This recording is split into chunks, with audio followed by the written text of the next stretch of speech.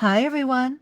I'm Thérèse, and this is New York Girl Again, The After, the podcast for caregivers who have survived the hardest chapter of their lives and are now gathering both the courage and the strength to write the next one. Here we are in the first week of March. The equinox is coming, the light is stretching, and the earth is preparing for an undeniable shift in growth.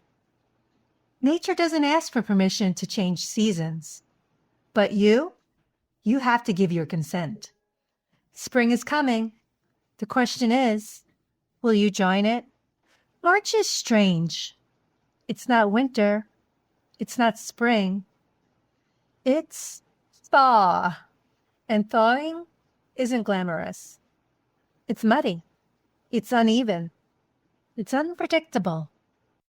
And for caregivers, that's exactly what the after feels like. When caregiving ends, we expect to grieve the loss of the person we love. What we don't expect is the slow, awkward, disorienting thaw of our caregiving identity. You're no longer in the grip of daily crisis, but you are not fully who you're becoming yet either. You're not in survival, but you're not in renewal. You're somewhere in between. When you're in the thick of caregiving, your nervous system isn't just exhausted, it's armored. You lived in a state of chronic, loving vigilance. High cortisol, elevated adrenaline, sleep disruption, a brain wired for threat detection. Your amygdala, the part of the brain responsible for scanning for danger, stayed on high alert. Your prefrontal cortex, the part responsible for planning and creativity, took a back seat. Survival came first. Your feelings didn't disappear. They were neurologically deprioritized. They froze so you could carry someone else's crises. You went into a deep internal winter, chilling your own dreams and silencing your own needs, just to keep the world warm for the person you loved. But here is what most people don't understand. When the caregiving journey ends, your body, your brain, your heart, they don't immediately shift into renewal. They crash. Cortisol drops. Adrenaline settles. The nervous system finally realizes it's no longer in emergency mode. And that collapse you feel, that bone-deep heaviness, that mental fog that makes simple decisions feel impossible, that's not weakness or laziness. That's your nervous system recalibrating. When the body has been in prolonged stress mode, it takes enormous metabolic energy to thaw. Neurotransmitters rebalance. Sleep architecture shifts. Inflammation begins to settle. The brain slowly rewires itself for safety instead of survival. Before you can rebuild strength, your system has to believe it's safe. Before you can run, the ice has to melt. And here's something important to remember. Recalibration is not stagnation. Just because your nervous system is thawing does not mean you are stuck. It means you are reorganizing. And reorganization is quiet. It doesn't look like motivation. It doesn't look like ambition. It looks like small, regulated choices. Because healing arises micro-regulation. A steadier breath, an earlier bedtime, a firmer boundary, a more nourishing choice. That is how the nervous system relearns safety. And when safety returns, the energy follows. Society loves visible transformation, doesn't it? We want the before and after. We want that big announcement. We want to see you back to your old self.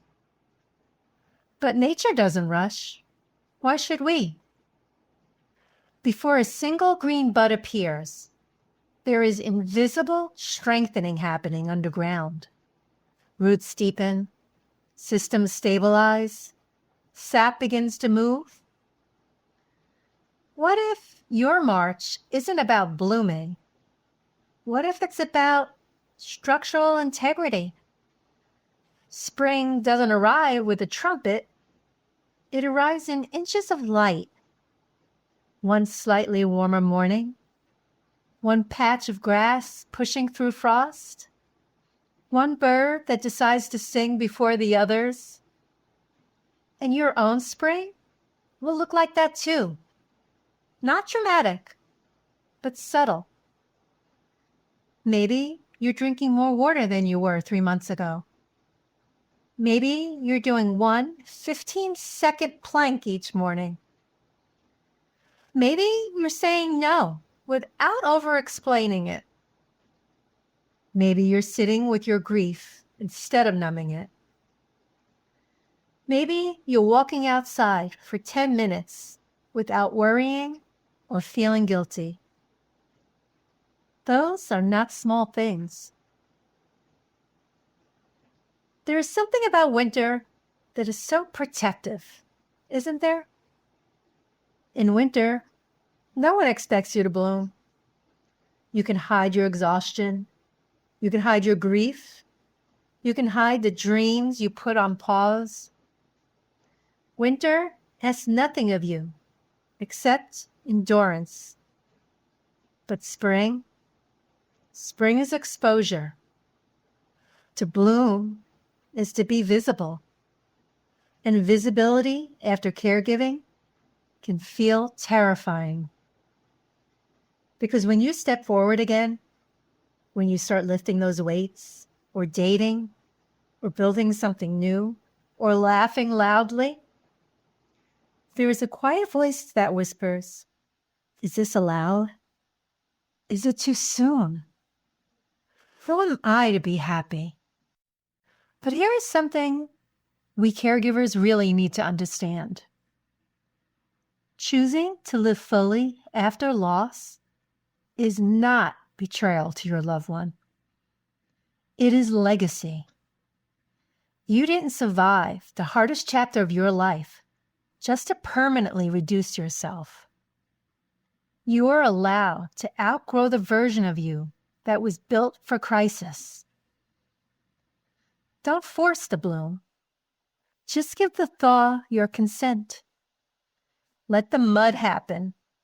Let the exhaustion happen. Let the uncertainty happen. But stay awake for it, because this time you are not surviving. You are becoming. You are allowed to come back to life. You are allowed to build something new on ground that once held grief. Spring doesn't wait for you to feel ready. It arrives because the season has changed. I'm Thérèse, and this is New York Girl Again, the after. If this episode met you where you are, stay with us. Follow us on social media.